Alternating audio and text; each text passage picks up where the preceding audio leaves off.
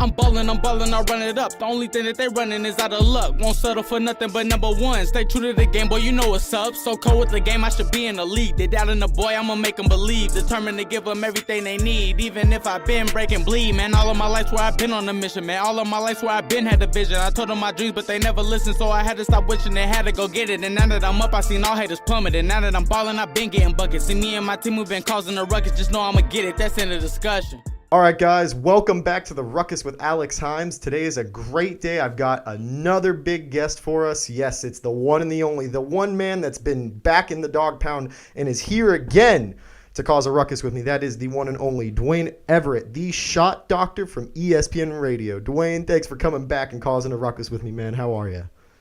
Oh, man, I enjoy being with you. Of course, obviously, you bring a great message in sports to your listeners and to those who would seek your counsel on what is going on. So it's a lot of fun, Alex, being with you and your listeners. Much appreciated, Duane. I appreciate it, even though, probably half of that is false. I guess most of them still listen in because they like to disagree with me. But, hey, that's what this is all about. And honestly, that's why they should hop on SportsMe. Yes, guys, I'm giving that shout out right now. Don't forget to go on SportsMe, free for all iOS devices right now. You can debate sports every day with the best fans available. That's right. It's free again on all iOS devices. Come on. You can fight myself and Duane on the app right now at Theshotdoctor for himself and at Alex Himes, Himes World on my end.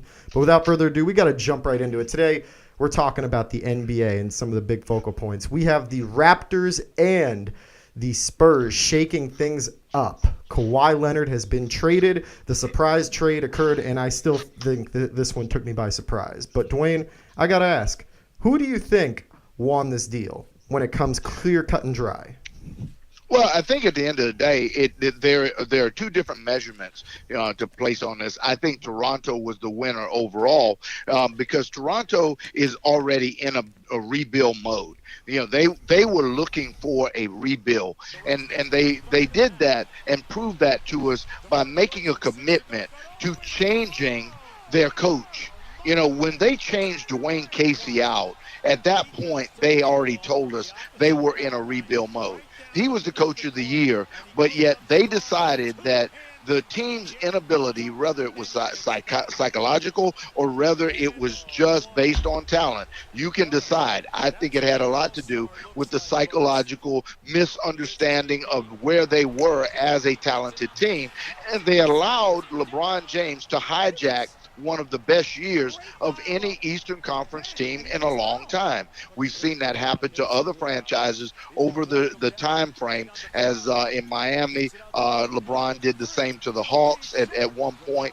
We've seen teams sort of lose their way when meeting up with LeBron James and what has been a fantastic career. But at the end, that's, Toronto. So they were in a mode to do something anyway. And ultimately, if they could have done it, I'm sure with a different asset piece, they would have done it. But at the end of the day, they knew they needed to make a change, and they have some tremendous components within that.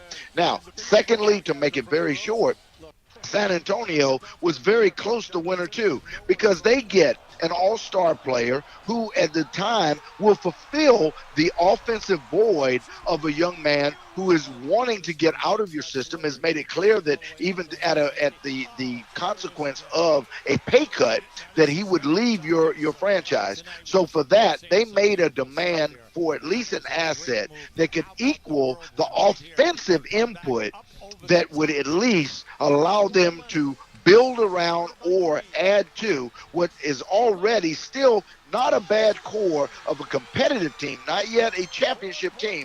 But when you add DeMar DeRozan to a DeMarcus Aldridge, you've got to consider that there is some merit there once you settle in and get past the shock of it all. I happen to agree with you wholeheartedly. The only thing that I think that the Raptors, I agree with you in the sense that both teams really walked away with this as a win-win. For the Spurs side, they had a guy that was disgruntled, the second best player in the NBA when healthy, which we've all agree on. And this player has basically said at the next offseason, I'm going to walk wherever I end up, and I'm going to Los Angeles.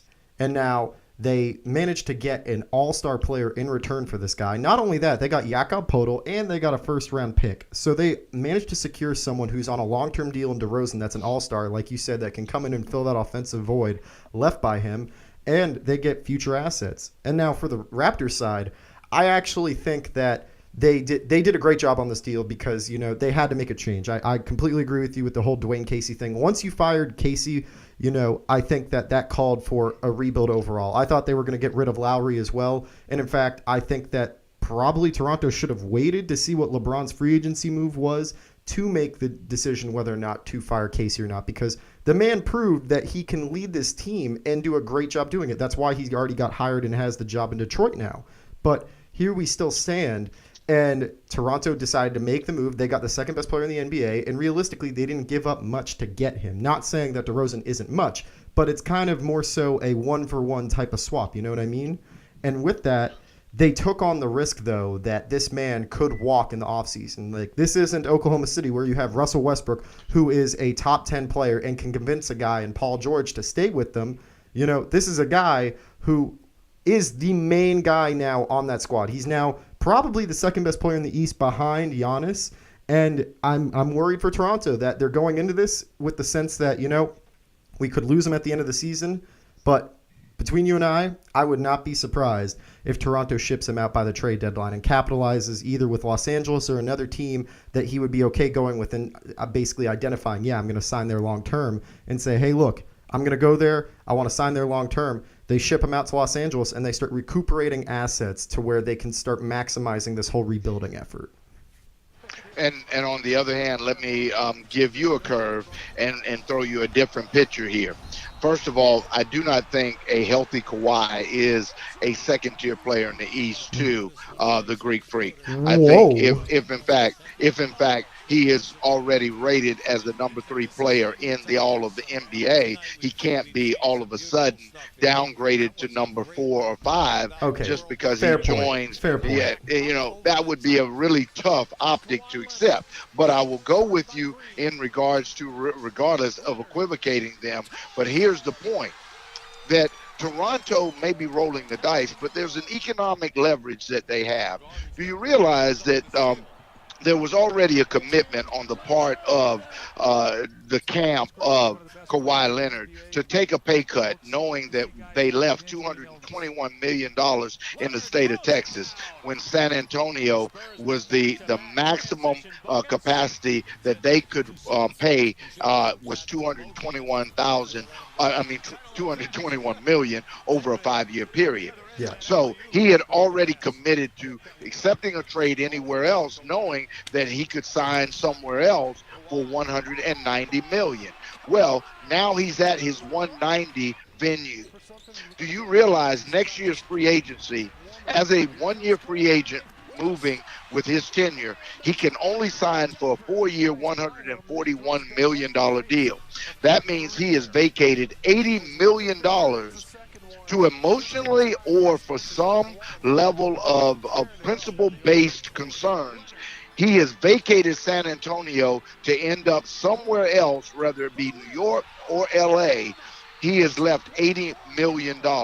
I don't believe that unless there is a complete dumpster fire season on the part of the Toronto Raptors, that he will not accept the $50 million advantage. He is not an endorsement or advertising icon. He never has been. His personality and communication skills and his willingness to place himself in that environment, and he carries a toxic support camp, does not allow him to make up the difference in another $50 million reduction. He's leaving $30 million. I think that Toronto has an advantage if they have anywhere near a substantive season, that they can sell him on the amenities, the attractions, and the fan base love of what they've done for Vince Carter, Chris Bosh, and most recently DeMar DeRozan, in esteeming and raising his level of stardom in that venue. I believe they have as equal a value of being able to close a deal at the end of the season as OKC did with retaining the services of Paul George. You know, I hear you with all this money, and I actually do happen to think that that's going to play a big role in it, but you said it yourself. He's not a sponsored guy, but if he comes to the city of Los Angeles, mind you, I'm here playing devil's advocate, all right? Hear me out. He comes to Los Angeles. He signs for that, $80 million less deal here in L.A., 4 years, right?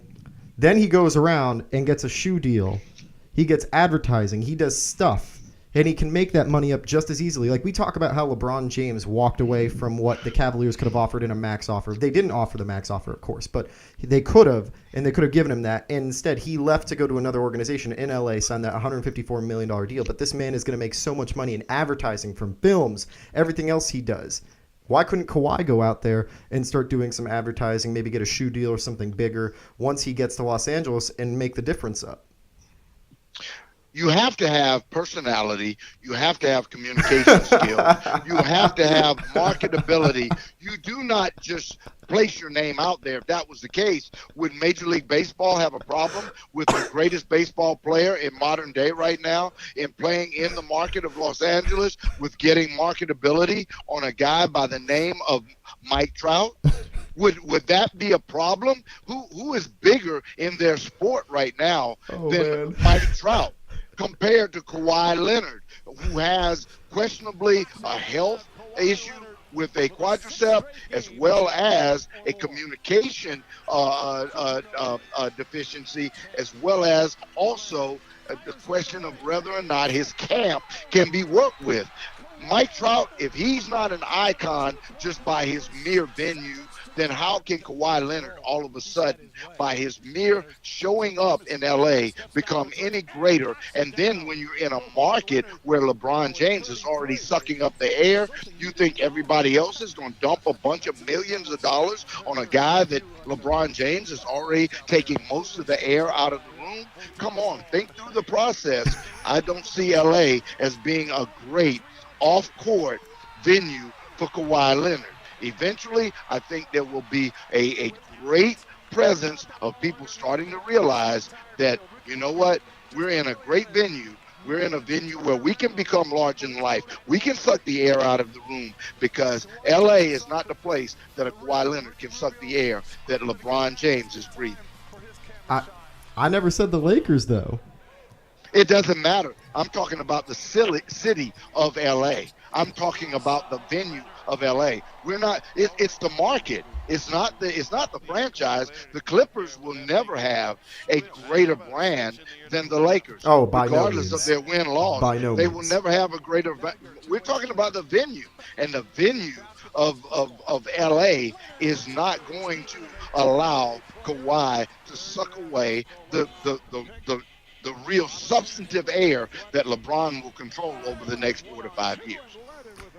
You know what? I think this is the first time on the show I'm going to do this, but I think I'm going to concede to your argument. Fans, I've conceded to the Shot Doctor's argument. He has me sold that Toronto actually seems like a more viable destination long-term for Kawhi Leonard than Los Angeles. Well, man, I'm anything can happen. Now let's go. Can we go to flip side for your listeners? Sure. Principle means everything. Money means nothing. I always wanted to be in LA. I don't care what it costs, because guess what? As a $141 million guy for 4 years, forget my agent. I don't care what my uncle says. I'm going to live the life I want to live. If they're concerned about their 4% and my uncle's 10% and whatever I'm giving my uncle, if they're concerned that by me leaving $80 million over the 2 transactions have left them with less money, screw them. I want to be happier in LA than anywhere else than in America. I wanted to come back to LA. I wanted to play with the Lakers. I wanted to play with the Clippers. I wanted to play with the Angels. I don't care who it was. I just wanted to be in LA and forget the rest of them. I'm happy. I got a bunch of money in my pocket, and I could care less what their opinions are. Then guess what? Toronto would look like the worst franchise in making a transaction for a rental player that it seemed like economically and fiscally responsibly that they had the greatest leverage going in. So there is an opportunity for someone's principle and or their emotional and personal desires to surpass everything that I just said. I just believe that once you put somebody in a room and you start drawing the X's and O's on the financial side, forget the X's and O's inside the basketball lines, that Kawhi will eventually acquiesce to his camp and say, you know what, we got, even with the tax situation, we've got in Canada, we've got a better situation here. That 141 in Los Angeles, we're leaving a lot of money on the table. You don't want to inconvenience yourself in the off season to do all these things. Let's maximize this. Let's let these people brand us and market us. We don't have to do any work. We can pick up extra money outside because they want to make a splash. They want to keep this here. They've lost Vince Carter, Chris Bosh, and now DeMar DeRozan. They need a new face. You're the face, and we can stay in this place. That's what I believe will happen with his camp. But there is always that emotional outburst by a player who kicks his representatives to the side and says, you don't make the decision in my life.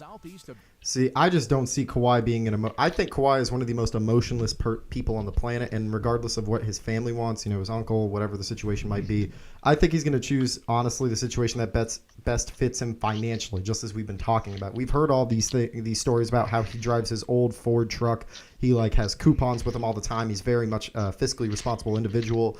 With Canada, yeah, he's out of the state. Taxing is a lot better. And in all honesty, the man is going to give up a lot of money to go from Toronto to Los Angeles, where you pointed out the taxation system here, whatever money you make, cut maybe 40, 50 million off that, because you're not going to be getting that because you're paying that in taxes. Toronto really does have the leverage in this situation.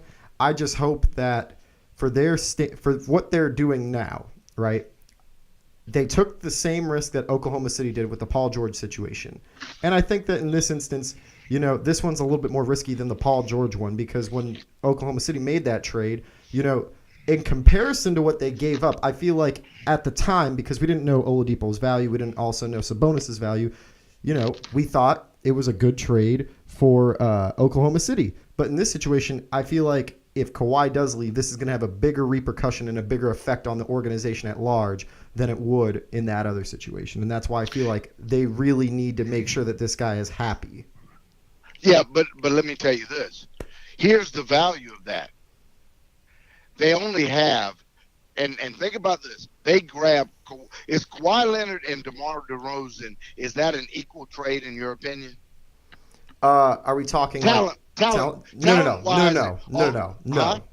because who got the better end of forget the next season, just for this season, which team got the better talent transfer? It's going to be the Raptors, because they got Kawhi Leonard, even though he's come off of injury. That's my disconnect there. We don't know. Okay, but from a perspective of talent, who got the best talent of the two? Toronto. Okay, now let me start from there. So for one season, they got Kawhi Leonard and they added a Danny Green. So for one season, they have Danny Green and Kawhi Leonard, and they're able to now decide, if it doesn't look like, while they're in a rebuild and a retool, they got a new coach, they now have a new offensive thrust, they have another role player in Danny Green, who has proven to be productive everywhere he's been. Yeah. So they didn't get just the best in the switch of the marquee players. They also got the best in the extra player who will play in the 6-7 rotation. Now they get 1 year to still continue to be as competitive in the East while they decide whether or not they're winning in this battle. If they are winning, they'll know if they're winning Kawhi during the season. They will know. And if they're not winning Kawhi, then they know that they're getting ready to get rid of $31 million in 1 year versus the $28 million over the next 3 years with DeRozan. And so when they go into free agency next year, they start their rebuild, but they held their fan base together. They held for this new coach. They held their new coach in a situation where he's able to be able to transition this season without a lot of what? Challenge to win ball games in the NBA. So while people want to laugh about the 1-year rental and the possibilities of that, they have bought themselves time to determine whether or not under a new coach, a new system, that they are transitioning to a rebuild or a reload. Because if Kawhi ends up staying, all they've done is reload. Yeah. And I tell you what, if Kawhi stays, Danny Green gets 1 more year. Yeah. And it won't be $10 million. That's what he gets this year. It will be probably at a veteran minimum. But Danny Green's career is at that stage where, he's probably not worth more than a veteran's minimum plus 1 or 2 million because of his cerebral side to the game. Yeah. So he might have some off-season, negotiating power, but it won't be for much money. But if they're successful and if their run is a 1-2, 1-2-3 in the East, I'm here to tell you, they probably keep both of those players and they reload to those players. Serge Ibaka's career probably it gets a facelift. I think we got something special here. I know we got a lot to cover, but I'm telling you, a lot of people are looking at this thing totally wrong. I see the long run, and I could be very concurrent. If I had been on the executive staff with the Toronto Raptors, I would not have been betting against my president and general manager. I'm actually, I agree with you there.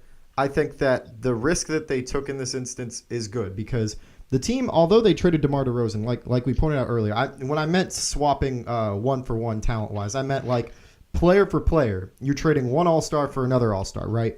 So you get you get Danny Green for the Raptors as well as Kawhi, and then on the Spurs side, you get DeMar plus Jakob Poeltl plus a pick. Now, for the Raptors in particular, their starting lineup, I still feel like now that DeRozan's gone, they can start what's the kid's name who played backup? Fred VanVleet. They could start VanVleet alongside Kyle Lowry, and they could have Danny Green be immediate six-man to Fred VanVleet if they need to, or they use that kid OG Anunoby. They literally have so many great bench players that they could elevate. And Kawhi Leonard's presence will elevate those other guys. Maybe not to the level that we talk about with LeBron James or some of these other players, but he makes other players around him better. Let's just make that known. He does. And his defensive presence makes them that much better as well. So I feel like this team still could contend somewhere between 5 and 6 as of now, all right? I think 5 and 6 is respectful because we haven't seen these guys step on the court. That's why I keep saying to Laker fans, I think the Lakers respectively right now are 4th seed in the Western Conference. And that's because I haven't seen how they play yet. I don't want to make a prediction higher than that. And that's why I think the Raptors are still going to be in the playoffs. Maybe not a serious playoff hunter, but they will still be in the playoff race with this squad. And see, this is where I would differ from you in not dropping them down below one of the top 3 teams in the Eastern Conference. Is that everybody is downplaying, the retention of Kyle Lowry and his value to this team and his multiple position scoring locations. If one of the things I ask people a lot of times to do, go look at players' shot charts, go to NBA or go to hooptype.com, which is owned by the NBA as well, and then pull up your shot charts and look at where players score from. There's a lot of analytical data you can get if you don't necessarily see the games. I'm a guy that watches multiple games. I stay up late at night. Yep, I have a tremendous, to be an analyst, you have to spend the time to actually watch the games. You can't just go on statistics and end scoring results and box scores. I don't do that. I watch games. I take naps early. I get up. I have alarms that set. I watch late West Coast games. I match it up. But at the end of the day, Kyle Lowry has the ability to score from a lot of places on the floor. He has a lot of transitional capacities that are overbearing to defenses, and the loss of DeMar DeRozan only enhances Kyle Lowry's effectiveness on this team now from a backcourt.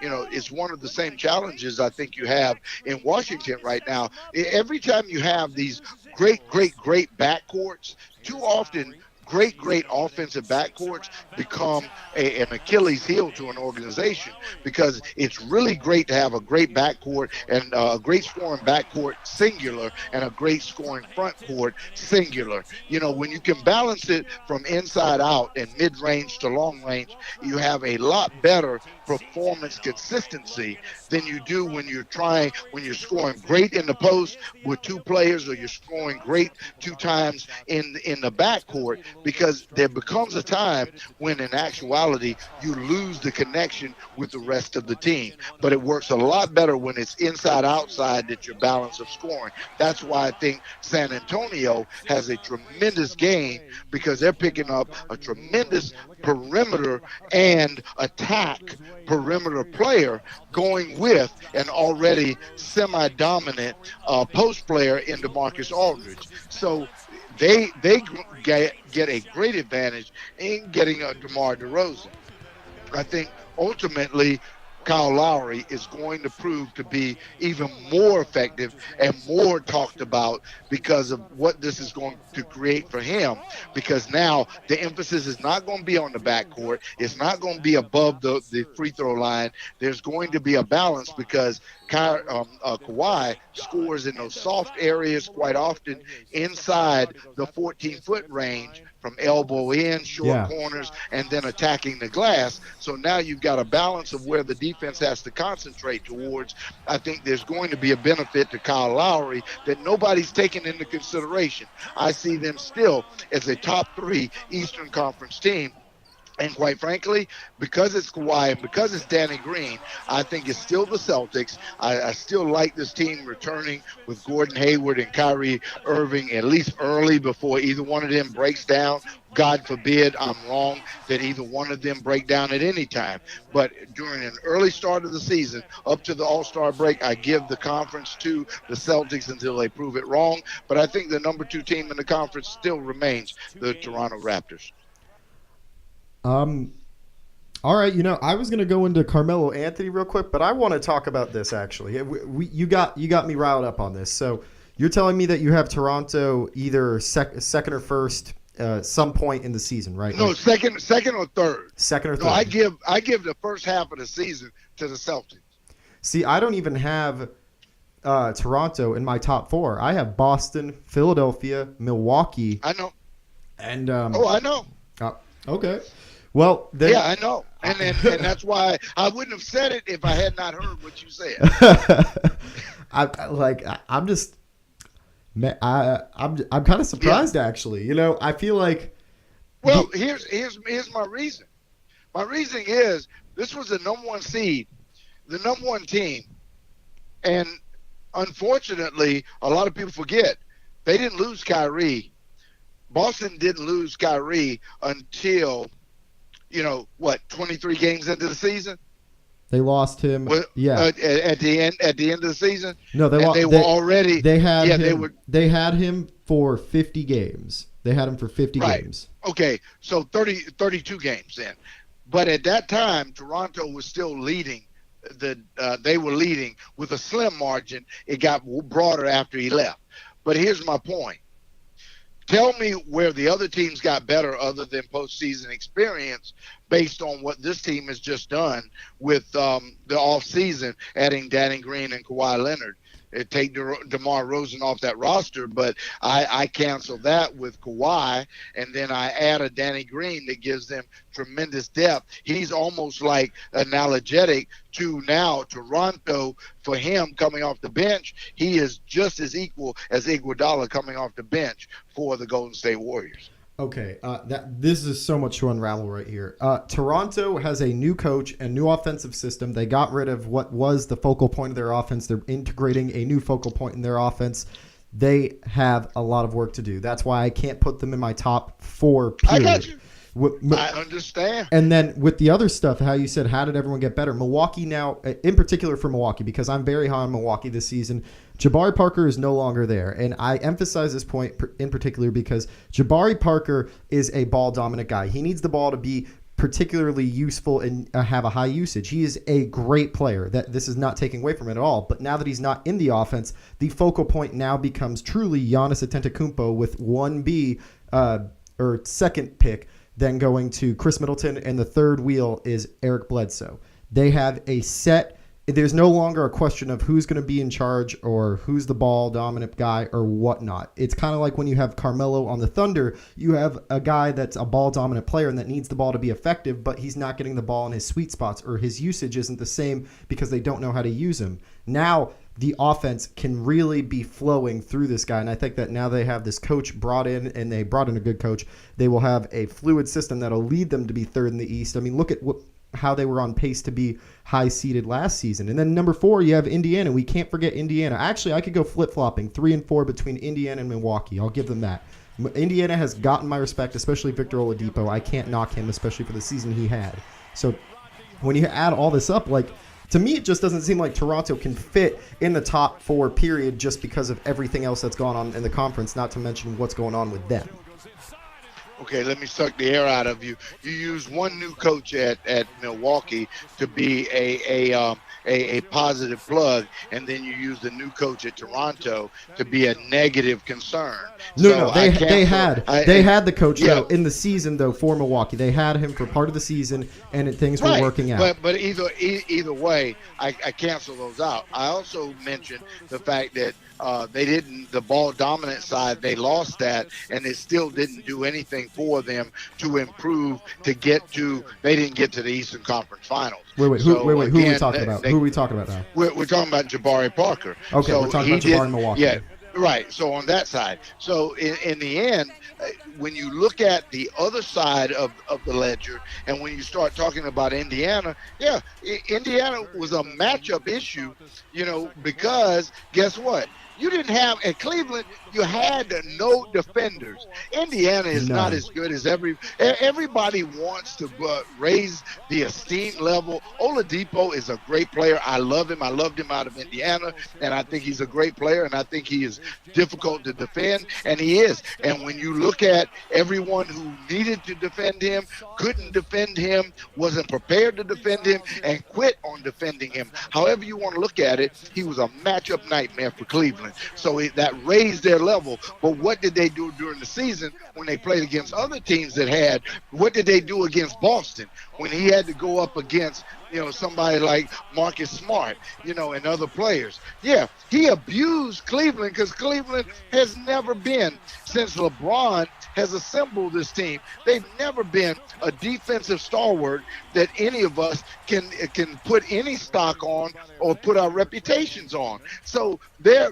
play against Cleveland esteem them for people to really look at, but quite frankly, their defensive prowess has been horrible in the last 5 years. They have outscored people, they have out LeBron people, but they have never really, for 48 minutes, have they ever really out-defended anybody. They raised their level of effort based on LeBron's efforts in the fourth quarter and late in third quarters and things like that. But they're a horrible defensive team.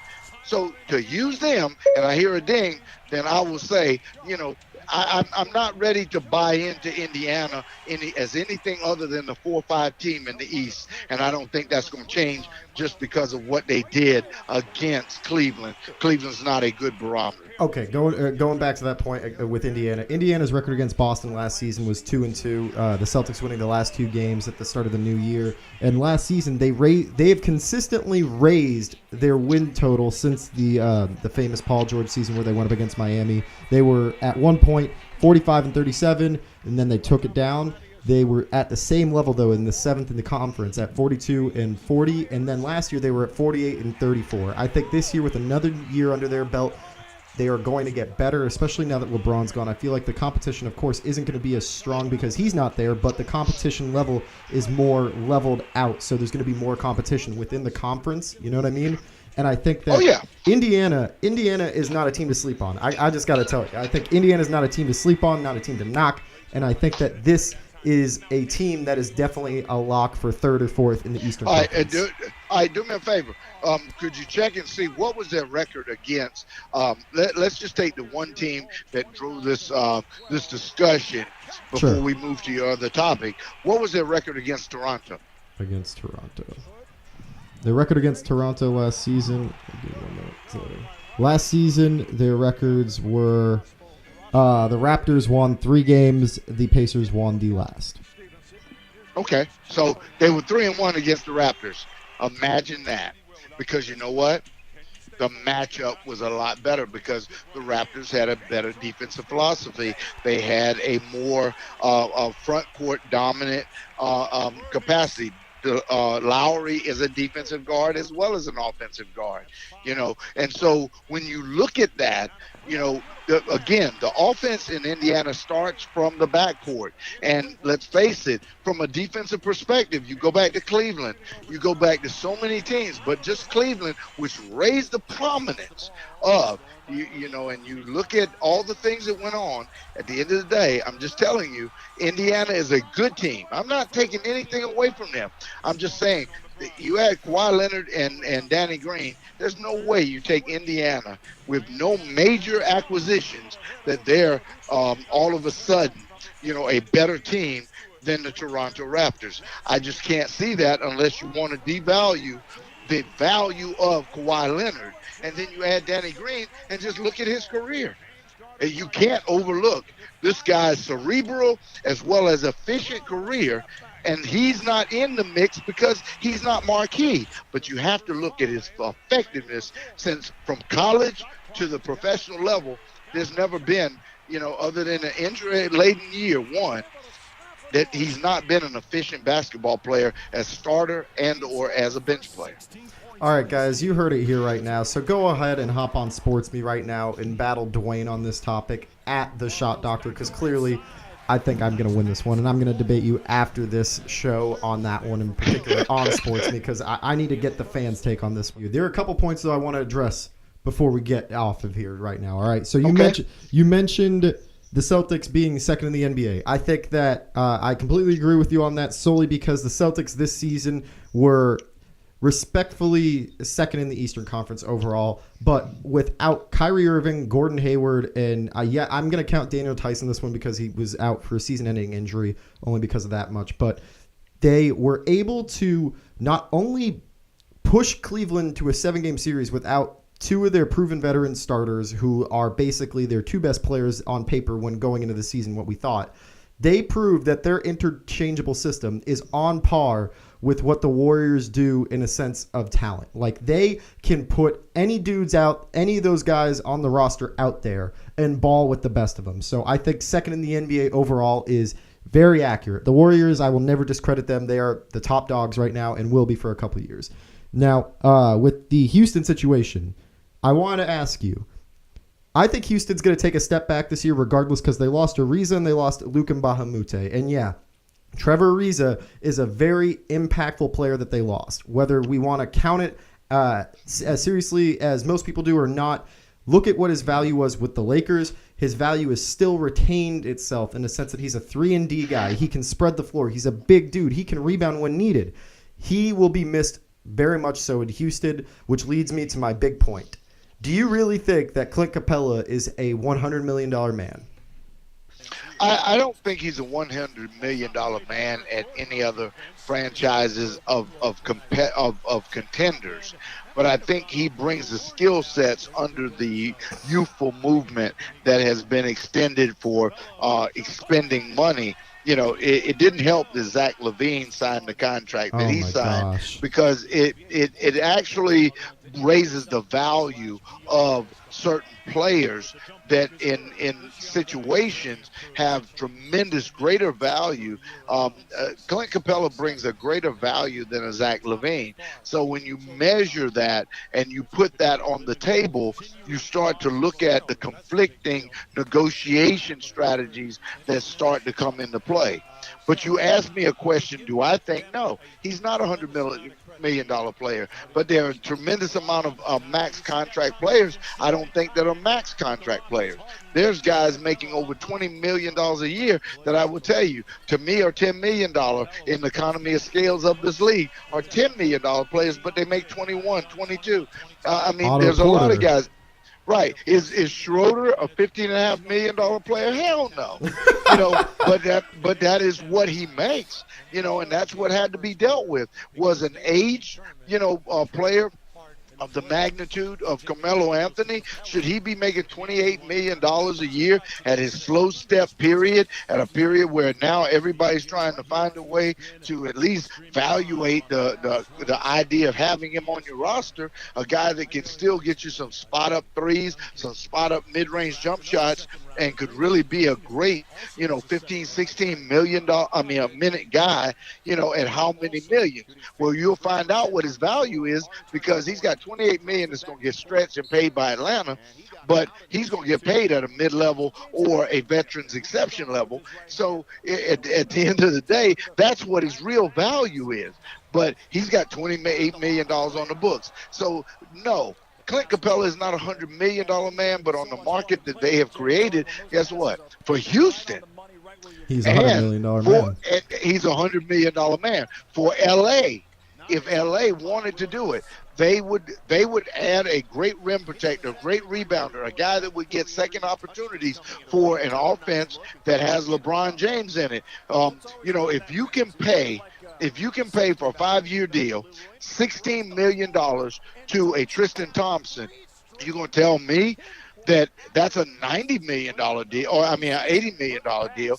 Can you tell me that Clint Capella doesn't have an argument? Is Clint Capella athletically not a better player than a Tristan Thompson? And I know those are different franchises making the decision, but that's what becomes the clouded vision of the camps, the players, and the negotiation table. You start looking at what did other players get in similar like positions in competitive areas of the game. Cleveland at the time was, when he got that money, was what? They were a championship team. Yep. So is not Houston a championship contending team? Clint Capella's camp is sitting there. They are playing those banners. They are showing what the league has said the value of certain players are. So that becomes the value. Our opinions have a tremendous amount of weight within our listening core. It has very little weight when it comes down to the negotiation table, because it is based on what others have done. And I'm going to say this as we get close to your close of your show. Years ago, I like to always remind people that a guy by the name of John Concat, okay, he was a post player, 7 foot 1 inch post player with the Atlanta Hawks. He averaged, back when the average salary in the NBA was about, I think, $298,000 a year. And he averaged like 3.5 points a game, 4.5 rebounds, and like 0.79 rebounds a game, okay, or something like that. Maybe 1.79. It doesn't matter. No, I know it wasn't 1.79. It was 0.79. It was whatever. But anyway, those were his range of numbers. And Atlanta signed him to a multi-year deal, paying this guy like $3 million a year. And I'll never forget Charles Barkley coming out and saying, this was early in his career, saying, oh, the Brinks Bank is open now. Because once a mid-level, mid-range, mediocre post player, because he was 7 feet 1 inches tall, with stats that clearly were not representative of anything short of an inexperienced rookie playing 2 or 3 minutes a ball game, got a long-term $3 million a year contract in a year that during the era when players were being paid, at some very low numbers. Man, it opened up free agency to a level that camps could not, and salaries skyrocketed. But do the research, look up the name, Jon Concat, okay? Konack. Look up his history and look what he did to the salaries of the NBA, because it started the onslaught of the escalation of salaries, and it has never stopped since. It has become the comparison of mediocrity to the value of what the league's medium to superstar status has become. So at the end of the day, you can remember that what happens across state lines, what happens across East Coast to West Coast, will always dictate the demands of a camp when they start comparing salaries, it has never stopped since that point. John Concat, correct? Yep, John Concat. This man, his career averages, get this, yeah. 4.5 points per game, 4.9 rebounds a game, 1 assist per game. This was the 5th pick overall in the 1985 draft. Oh, my God. Right. He started the onslaught. And as you do more research on that, you will see why we have some of the salary challenges we have today. A lot of people do not realize that, but if you go back and do your research, you will see things that modern day people don't talk to you about, because some of them don't even know it. Some of your talking heads out here that talk, they have no idea. You say that to them, they have to go back and research. But go back and research that and look at what happened after he got paid in Atlanta. This and guy, look at what happened to the salaries. The article from Sports Illustrated, it's the Vault, all right, is called Millions from Heaven. The tagline: the Atlanta Hawks' John Concat was a center of little renown, averaging 6.2 points and 6.1 rebounds for a career until he signed a 6-year contract worth $13 million. Now, other lesser NBA players should find gold at the end of the rainbow. Wow. This man, wow.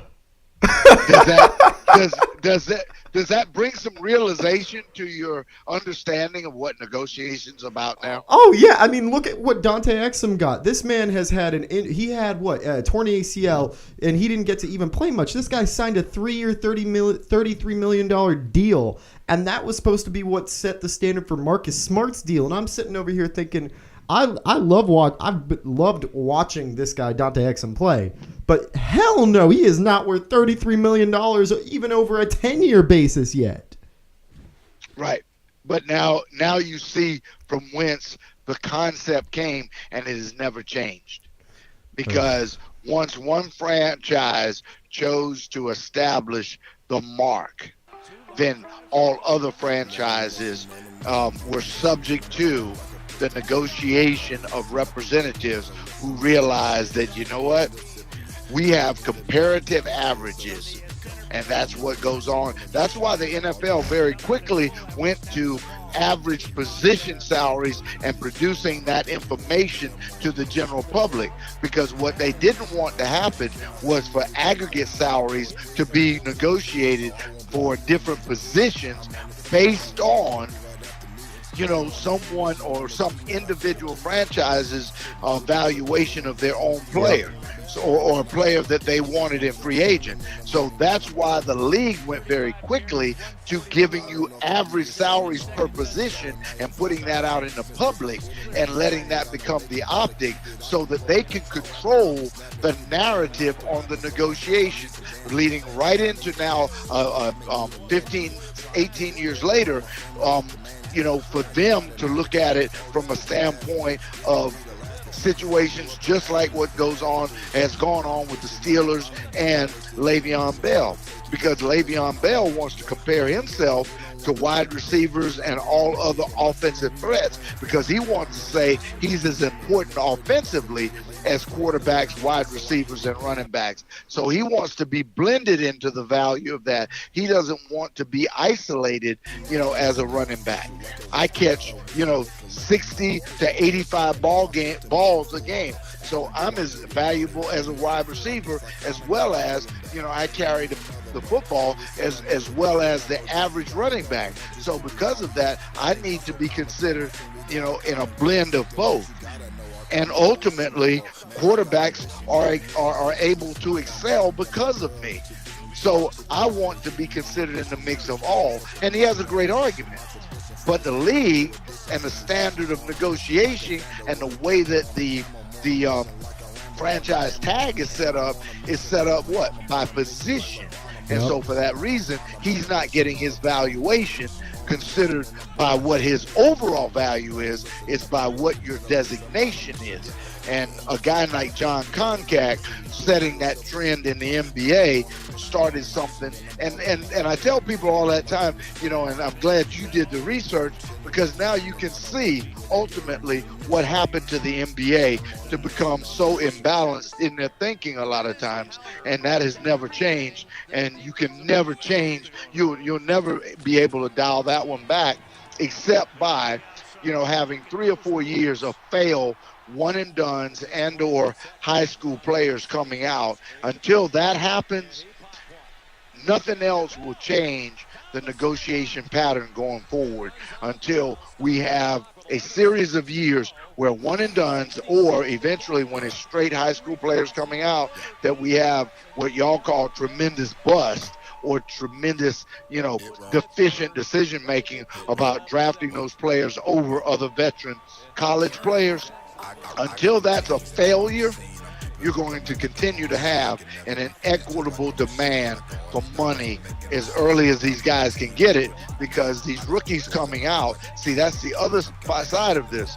The rookies coming out in the first round are still making more money than some of the second-tier free agents that came out 3-4 years prior to them. Yeah. And that's that mid-range area that the players are trying to get past, because as the salaries increase and the distribution increases, you got rookies making more money than veteran players that are still contributing in the league, but it's because of where the salary scales have been established for untested rookies coming in the first round of the draft.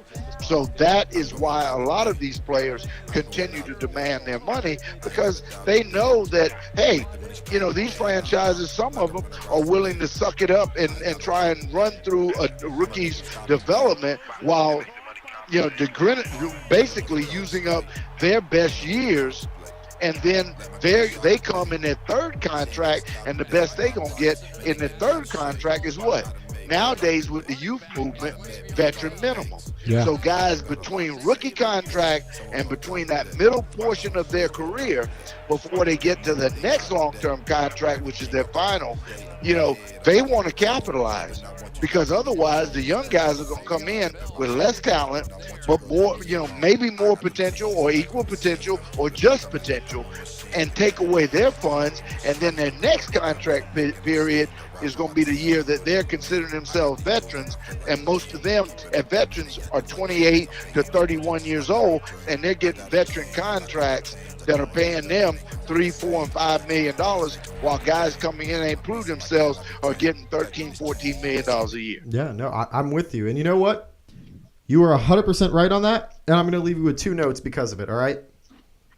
You ready for these, Duane?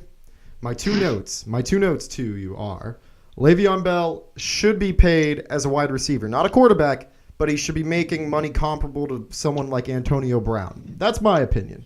2, okay, I promise you by the end of this year, I'm going to work my ass off. I'm going to find John Comcat, and I'm going to get him on this show so we can talk to him about him getting paid that much, all right? That's my word to you. Okay. And fans, you heard that right here, right now. The Shot Doctor, Duane Everett, and myself at some point are going to interview and talk to the man who started the trend of ridiculous overpayments by the NBA, John Concat. And that's what I'm going to leave you with today, fans. So everyone, thank you for tuning into the Ruckus with Alex Himes. I would like to thank my guest, my very good friend, Duane Everett, the Shot Doctor, ESPN's own. Thank you again for coming on the show, Duane. I really appreciate it, man. And guys, before I let him say the last final words for this, I want to tell you guys, don't forget to battle us right now on SportsMe. It's free for all iOS devices. The man's name is @TheShotDoctor, and I am @HimesWorld. Duane, you got any final words for everyone in the Dog Pound today? Hey, in the Dog Pound, just come back. Just come back to the Dog Pound, because Alex is always willing to deliver the knowledge.